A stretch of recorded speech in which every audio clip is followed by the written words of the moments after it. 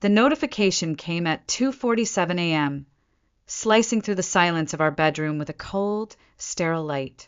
My phone screen lit up in the dark, and before I even reached for it, I already knew. There was a familiar rhythm to betrayal, a pattern my gut had started to recognize before my mind dared to name it. Nathan, my husband of 15 years, was supposed to be in Boston attending a medical conference on neurosurgical innovations. His itinerary had been shared dutifully on our joint calendar, complete with hotel booking numbers and lecture schedules. I'd kissed him goodbye at the airport just 2 days ago, watched him disappear through security with his laptop bag and navy overcoat. And yet here it was, an alert from our shared credit card. $1,489. First-class international flights. 2 passengers. I stared at the digits until they blurred. My breathing was steady, my fingers cold. Lying in the king-size bed Nathan insisted we import from Italy, under Egyptian cotton sheets he'd claimed were worth every dollar for spinal support. I suddenly felt like I was drowning in someone else's life. His life.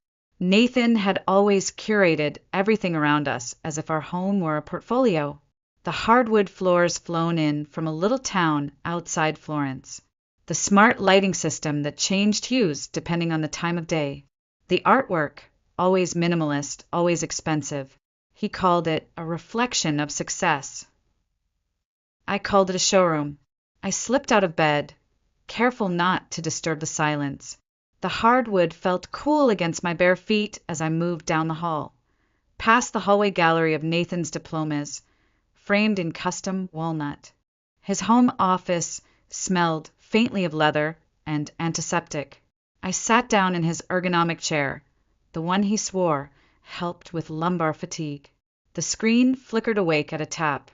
I didn't need to think twice about his password. Our wedding date, followed by his mother's maiden name. Predictable. Secure. Only if you didn't know the man behind the mask. His inbox open like a wound. It was all there. Flights to Male, confirmation for a beachfront villa in the Maldives, itinerary notes for couples massages and sunset cruises. My gaze landed on the name Lexi Monroe. I didn't recognize it at first, but the picture attached to a hotel reservation made it clear. Blonde. Tall. 20-something. Probably the pharmaceutical sales rep from that conference last spring. The one who kept calling at odd hours and sending overly friendly emails with winking emojis. I sat back in his chair and let the weight of it settle. I should have felt something explosive. Rage, despair, the kind of betrayal that makes you scream into a pillow. But I didn't. Instead, I felt clarity. Cold, precise clarity. This wasn't a detonation. It was diagnosis. I had seen the symptoms for months. The new cologne he claimed a patient had gifted him, the evening jogs that stretched until midnight, the sudden gym membership, the interest in cooking light Mediterranean meals and going gluten-free. He'd been preparing for his escape the way a surgeon prepares for a major procedure. Quietly, meticulously, assuming no one else in the room was paying attention. He thought I was asleep all this time, that I was busy arranging dinner parties, booking spa appointments, keeping the house pretty. He had no idea I was watching, learning, preparing. 15 years married to a neurosurgeon had taught me more than how to host fundraisers or talk to hospital board members. It had taught me to pay attention to details. And tonight, every detail was screaming. I opened a new tab and logged into our joint investment account. Then our real estate portfolio. Then the crypto wallets he didn't think I knew about. The balances glowed against the screen like beacons in the dark. He'd built an empire with precision. What he didn't realize is, so had I. Only mine wasn't made of Italian floors and designer furniture. Mine was built on quiet observation, on knowing where the bodies were buried. He thought the danger was in the scalpel he held in the oar. He'd forgotten the most dangerous weapon is the one you never see coming. And I was done pretending to be invisible. I didn't rush. That was Nathan's mistake. He always rushed the parts he didn't think mattered. Small talk, foreplay, the little rituals of marriage. He underestimated the power of the quiet space between words. I never did. The light from the monitor bathed the room in sterile blue as I opened his folders, each one labeled with the same kind of smug precision he used in surgery. Travel receipts, consulting expenses, personal wellness. It was all there, camouflaged in professional jargon, tucked beneath PDFs and booking confirmations. His love letters to Lexi weren't written in poetry. They were typed itineraries and forwarded spa brochures. A week in the Maldives, 5-star resort, private infinity pool. Her name appeared on everything. Lexi Monroe, 26, ambitious, probably thinks seducing a doctor means skipping the line to her own empire. I clicked open one of her emails, subject line, Maldives plan, and scrolled past the nauseating string of emojis. Her tone was syrupy but calculated. She wasn't in love. She was investing. But then again, so was he. Nathan's entire life was a series of carefully placed bets: his education, his marriage, his career. He'd married me when I was fresh out of law school. Just past the bar, still idealistic enough to believe in love without prenups. I need someone grounded, he'd said. You're so calm, Evelyn. You make everything feel safe. Translation: I was quiet. I didn't make a mess. I stayed out of the spotlight, let him shine. And for a while I convinced myself that was love. That love meant folding into his world like soft linen, ironing his shirts while ignoring the itch in my own skin. I traded my courtroom heels for Louboutin dinner pumps, my legal briefs for charity brunch menus. Everyone saw me as the doting wife. Even Nathan forgot there was more to me than place settings and polite applause. But I hadn't forgotten, and now neither would he. I minimized the email and opened our family financial dashboard. He didn't think I understood numbers, not really. He'd spent years smiling tolerantly whenever I asked about offshore funds or the quarterly reports from our rental properties. You don't have to worry about all that, he'd say, like a father patting a child on the head. I've got it under control. He did, but so did I, because while Nathan was building his kingdom, I was mapping it. Every LLC filed in his name, I had the EINs memorized. The shell company in Nevada used to move money. Quietly, I helped him set it up, under the guise of being his signing witness. Every exotic investment, every networking trip to conferences that just happened to be held at luxury resorts, I logged them all one by one. He thought he was playing chess while I was arranging flowers. What he didn't know was I'd been playing a different game entirely. I pulled out the manila folder I'd stashed in the drawer of my vanity table 6 months ago. Inside was my copy of the power of attorney he'd signed before his spinal procedure last year. Just in case something happens, he'd mumbled, still groggy from pre-op sedatives. He'd never even read it, but I had, and it was still valid. I stared at the screen, fingers hovering above the keyboard, pulse steady. This wasn't vengeance. Not yet. This was reconnaissance. And just like in law school, the first rule of strategy was simple. Know your opponent better than they know themselves. I clicked into the real estate files. 3 properties in San Diego, 1 in Palm Springs, the vacation house in Napa, all registered under Carter Holdings, LLC. I noted the addresses, the deed numbers. Next tab, vehicles. 1 Mercedes, 1 Tesla, and his precious vintage Aston Martin, a statement piece he bought last year after turning 50. Next, his watch collection, stored in a climate-controlled vault. Estimated value? Just over $350,000. He'd called them investments. He was about to learn just how liquid those investments could be. The house was still quiet. The air had that early morning hush, like the city hadn't woken up enough to judge me yet. I reached for my phone, scrolled through contacts, and tapped the name that hadn't been used in years. Edward Langston, family attorney. The phone rang twice before he answered, voice groggy. Evelyn.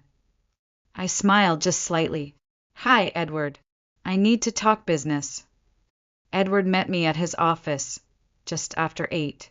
He hadn't even changed out of his jogging suit.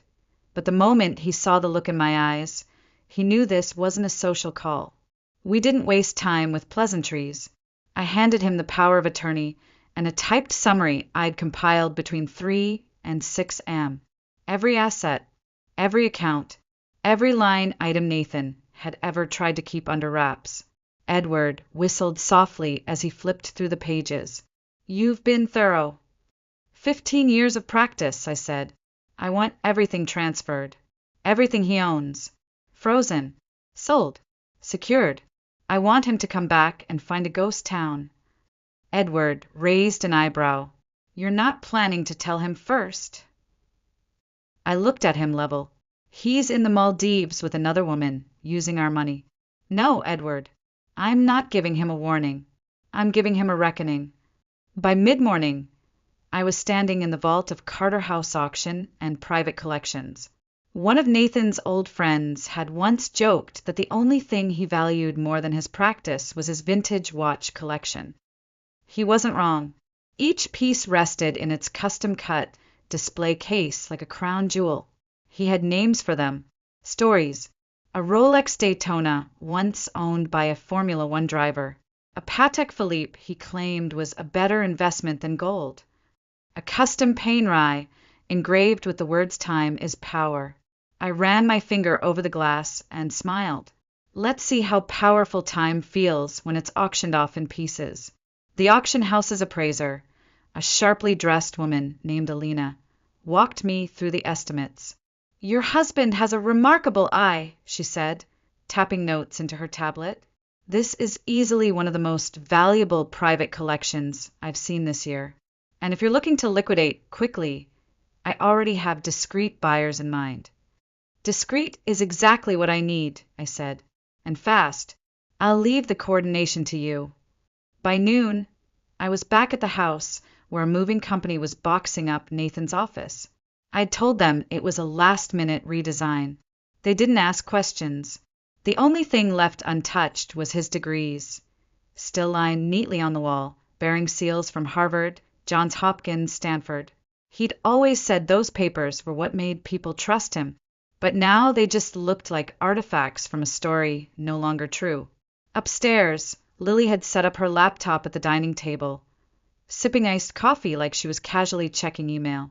But the speed at which her fingers danced across the keys said otherwise. Found 3 more offshore accounts, she said, not looking up, all disguised as medical research grants. You want me to pull everything? Yes, and copy every file to a secure drive. Timestamp everything. You know this could take him down completely, right? She asked. Like federal prison levels of trouble. That's the point, I replied. She nodded once. Then let's perform open-heart surgery. By late afternoon, I was back in Monica's office. She looked up from her desk, smiled without amusement, and said, I spoke to a judge friend of mine. We can file everything while Nathan's in the air. The minute he lands, he'll be served. It's technically petty, but legally flawless. It's not petty, I said. It's poetic. Monica tapped a folder. Also, we need to prepare for blowback. Nathan's not just a cheating husband. He's a public figure. There will be press. There will be lawyers. I'm ready for them all. And the house. Everything he claimed as an asset or legacy. It's going on the market. Watches, cars, vacation homes liquidated. I want his empire turned into nothing but receipts. And your end game? She asked, tilting her head. I don't want revenge, I said, standing. I want the truth exposed, and I want him to know it came from the woman he thought was too quiet to matter. I walked out as the sun began to dip behind the Pacific, casting long golden shadows across San Diego's glassy skyline. The day had been a scalpel in motion. Clean cuts. No hesitation. Tomorrow we'd begin the extraction. The next morning, I put on a blazer I hadn't worn in years. Slate, gray, sharp-shouldered, tailored back when I still appeared in courtrooms and conference halls. As I looked in the mirror, I didn't see Nathan's wife anymore. I saw the woman I used to be, and I saw what she had become. Monica met me at the doors of her downtown office building. She didn't hug me. She didn't say, I'm sorry. She simply handed me a black leather folder and said, "Let's take him apart." In her conference room, 3 more women were waiting. Her associate Daria, a litigation expert, her paralegal Anna, with files already color-coded, and someone I hadn't expected, Agent Rivera, FBI Financial Crimes Division. "We've been tracking low-level flags around Carter's accounts for about a year now," Rivera said, flipping through a federal binder. "Your intel accelerates everything. Offshore routing through Hong Kong, unregistered investment firms, funds masked as medical research. It's all textbook laundering behavior." "And now?" I asked. "Now," she said, "we follow the money and lock every door behind him." Katie, my niece, Lily's real name, arrived 15 minutes later with her laptop, a pair of oversized headphones, and an expression of focused war. She plugged into Monica's secure server and began decrypting the files she'd mirrored from Nathan's cloud accounts. "You're going to want to see this," she said, dragging a set of folders onto the big screen. Inside were scanned construction permits, architectural plans, and business license applications, all registered in Nathan's name through shell corporations in Malaysia. The project, a private aesthetic surgery facility for ultra-wealthy clients. High profit, low regulation. The kind of clinic where discretion came standard and medical ethics got fuzzy. "He's been planning this for over a year," Katie said. "Hiring a shadow staff, buying equipment under company aliases, even drawing up client acquisition strategies. It's not just a clinic. It's an exit strategy." Rivera leaned forward. He wasn't planning a vacation. He was planning a vanishing act. Monica's tone sharpened. "This qualifies for federal fraud, conspiracy, and potentially international tax evasion."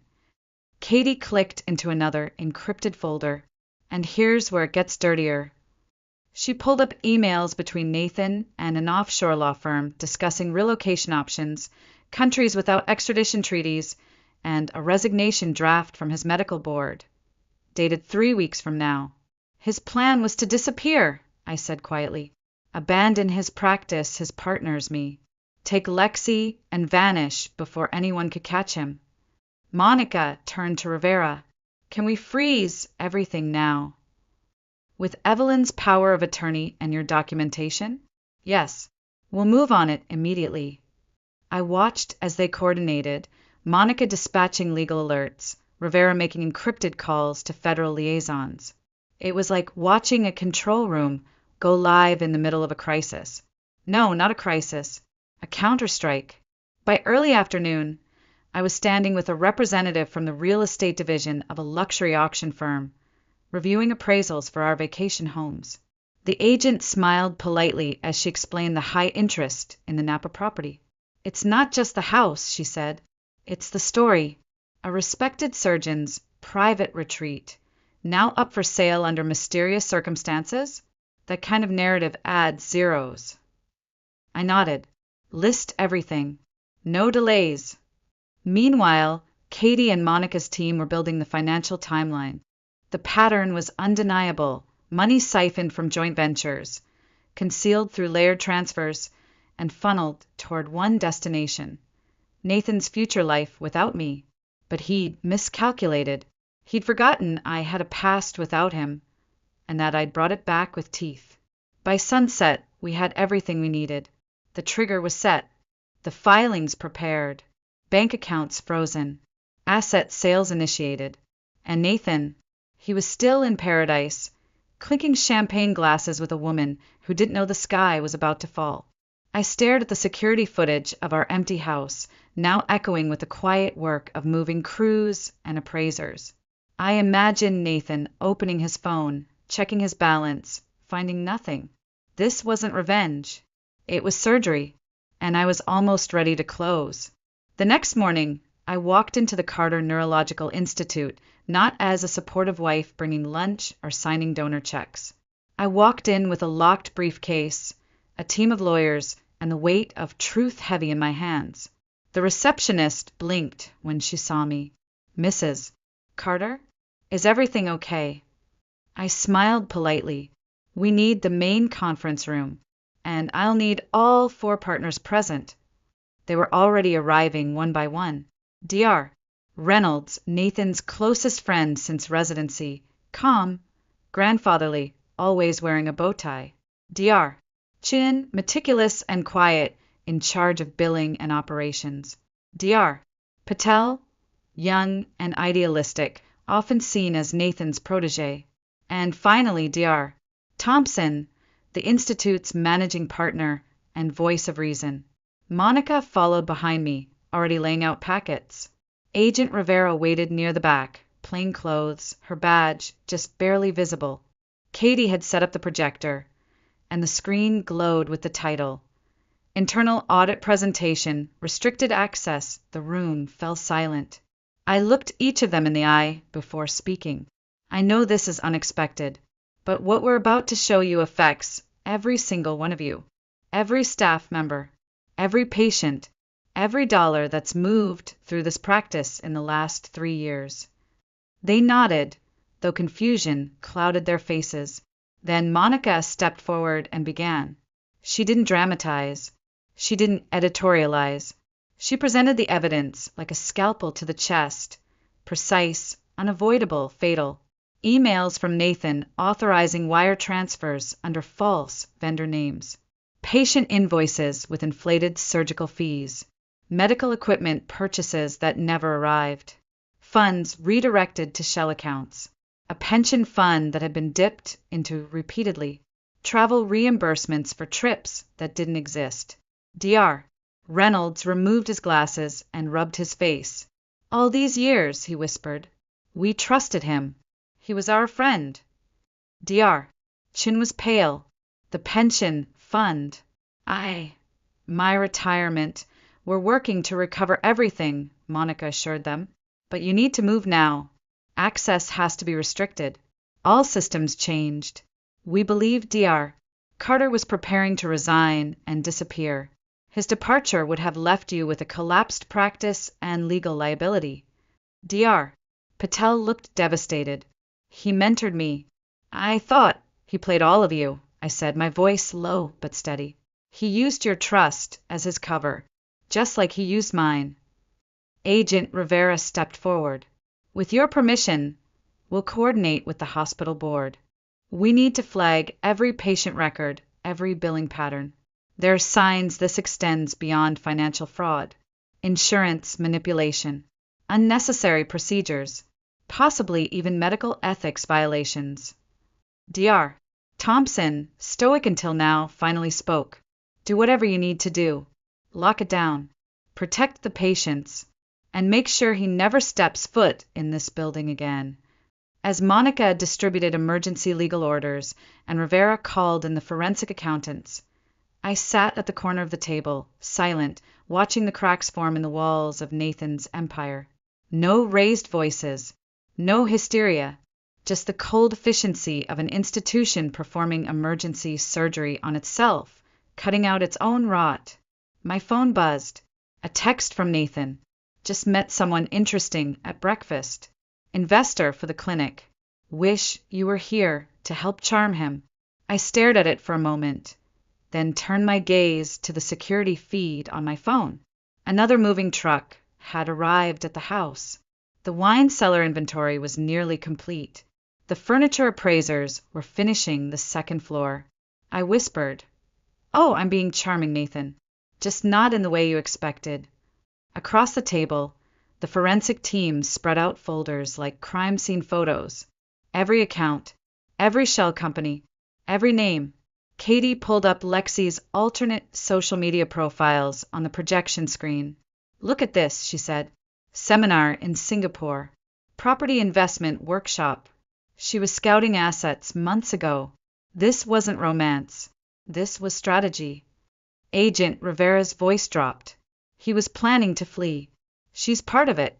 But now, their accounts are frozen, and they're trapped on a tourist island with nowhere to run. The partners looked shaken, but I wasn't there to soothe them. I was there to make sure the blade went all the way through. Nathan had spent years crafting a perfect reputation. Doctor, mentor, visionary. He thought it would protect him. He never considered it could be used to bury him. And I wasn't done yet. Nathan didn't notice it at first. That's the thing about people like him. When they feel invincible, they don't check for cracks in the floor. The first sign came as he and Lexi finished their breakfast on the balcony of the overwater villa. Papaya juice, hand-delivered by a staff member who bowed too quickly. Nathan reached for his phone, intending to check on a stock transfer he'd scheduled the day before. The app crashed, then reopened with a red warning. Account access denied. Please contact your financial institution. He tried another account.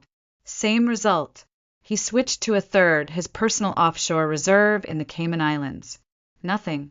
The screen simply refreshed and kicked him out. Lexi frowned. Everything okay? Nathan forced a smile. Wi-Fi must be spotty. Back in San Diego, I sat in Monica's office, sipping coffee as Katie's alerts lit up her monitor like a battlefield radar. Attempted login to Hong Kong account blocked. Second attempt through proxy server in Indonesia, also blocked, she reported almost casually. Monica grinned.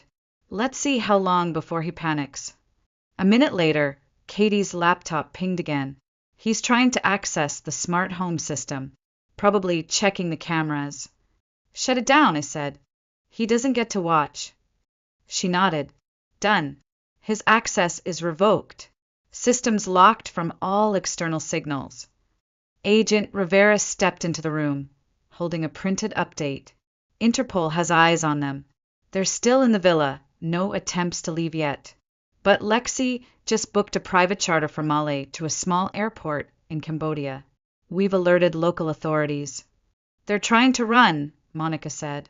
No, I corrected. They're realizing there's nowhere to run. That afternoon, Monica's phone buzzed with a media alert. A national outlet was preparing a story, the surgeon's double life, fraud, affairs, and a missing fortune. They'd already interviewed former patients, medical board officials, even a few anonymous staff from the Carter Institute. Jessica from Monica's PR team stepped in. We've coordinated with the FBI to ensure the facts are airtight. Every outlet will report the same version. No rumors, no distractions, just the truth. More alerts came in like artillery fire.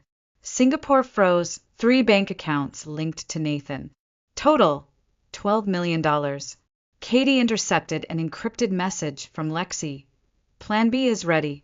Waiting for confirmation. Send coordinates. Agent Rivera read it aloud. Plan B. Track it, she ordered, and get me everything on it. In the secure command room at the FBI's satellite office, a team of forensic accountants worked like surgeons dissecting a corpse. Charts and timelines covered every wall. Screens showed account trails from New York to Dubai, from Zurich to Malaysia. Marcus wasn't just funding a clinic, one of them muttered. He was orchestrating a multinational fraud ring. Which means, Agent Rivera said slowly, we're not just looking at embezzlement. We're looking at racketeering. Outside Monica's window, another moving truck pulled away from my house. This one loaded with Nathan's rare book collection. Every volume catalogued, appraised, and heading for auction. A text came through on my phone. From Nathan. Claire, something's terribly wrong. All our accounts are locked. I can't reach the bank.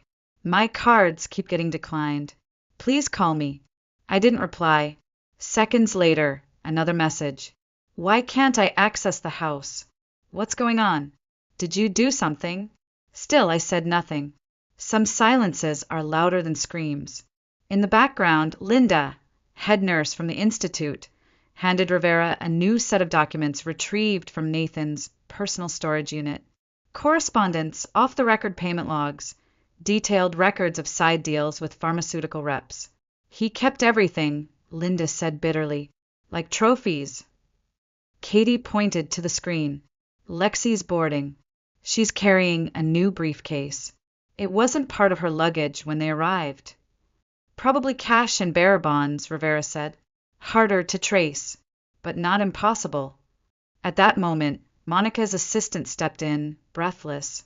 His parents just arrived. I turned, surprised. Richard and Margaret? There in the lobby, asking for you. I walked out to find them standing together, both looking decades older than I remembered. Margaret's once perfect hair was limp and loose. Richard, the retired judge, had lost the sharpness in his eyes. Margaret held up a folder. We found these in our vacation house. He left them there last month. Inside were handwritten notebooks, investment strategies, offshore contacts, timelines, the evidence of premeditation. Richard's voice was grave. You have everything you need, Evelyn. No mercy. I nodded, because mercy was never part of the plan. The extradition hearing took place via secure video conference. On the screen, Nathan appeared in a wrinkled beige prison jumpsuit, his once slick hair now hanging limp over hollow eyes. His jaw twitched, his posture sagged.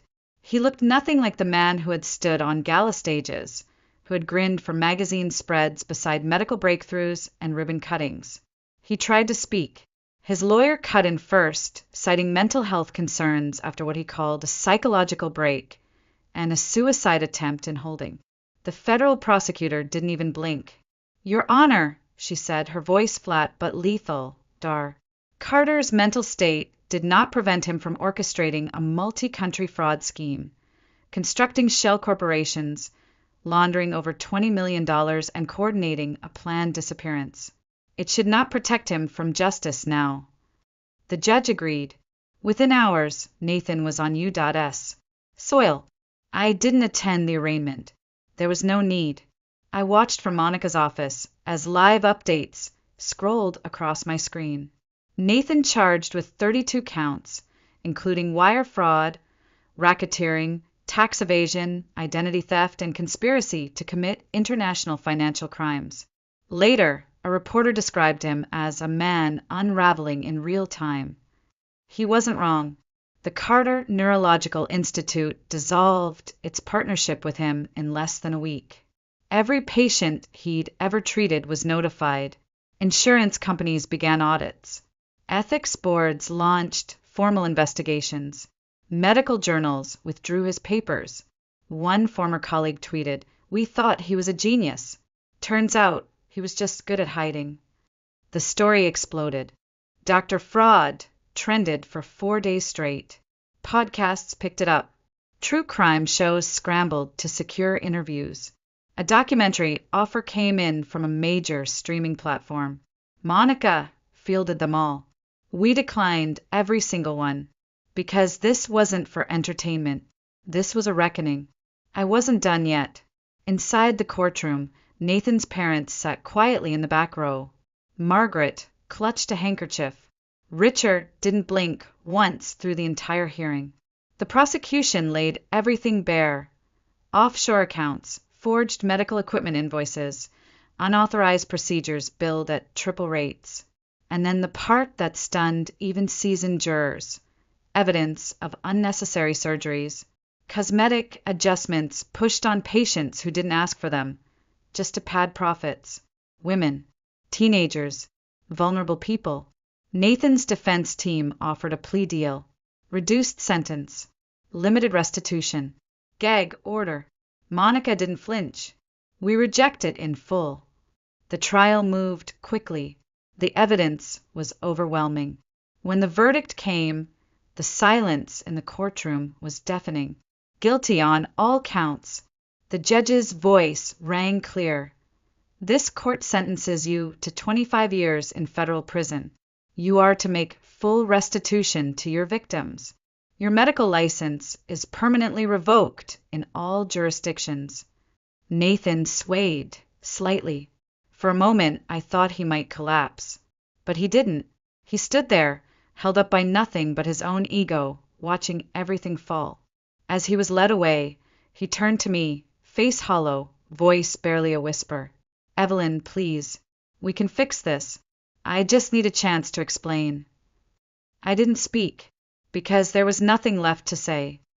Outside the courthouse, reporters shouted my name. I kept walking. Back at the house, now stripped of art, furniture, and memory. I stood by the window, watching the final moving truck pull away. It was empty now, not just of possessions, but of weight. I had no interest in rebuilding the life Nathan destroyed. I wasn't here to salvage his name or start over. I was here to finish it, cleanly, completely. Weeks later, I sat on a quiet patio at a small legal nonprofit, reviewing applications for women seeking financial protection from controlling spouses. One of the new volunteers brought me tea and asked why I was smiling. I looked down at the file in my lap. No reason, I said, but I knew the reason. It was the first time in 15 years I could breathe without permission. They say revenge is bitter, that it corrodes the soul and leaves nothing but ash behind. But standing there, watching his empire crumble, I didn't feel bitter. I didn't feel triumphant either. I felt clean, like someone finally waking up from anesthesia and remembering who she used to be. For 15 years, I wore silence like armor, smiled when I wanted to scream, shrunk so he could shine. I let the world believe I was just a beautiful wife, a gracious hostess, a shadow in someone else's legacy. But shadows remember. We remember what was said when no one else was listening. We remember the patterns, the lies, the weight of every moment we were told to sit down and be grateful. And sometimes we take notes. He thought I would never leave. He thought I couldn't survive without him. He was wrong. I didn't just survive. I watched him burn, slowly, legally, methodically, and I never once looked away.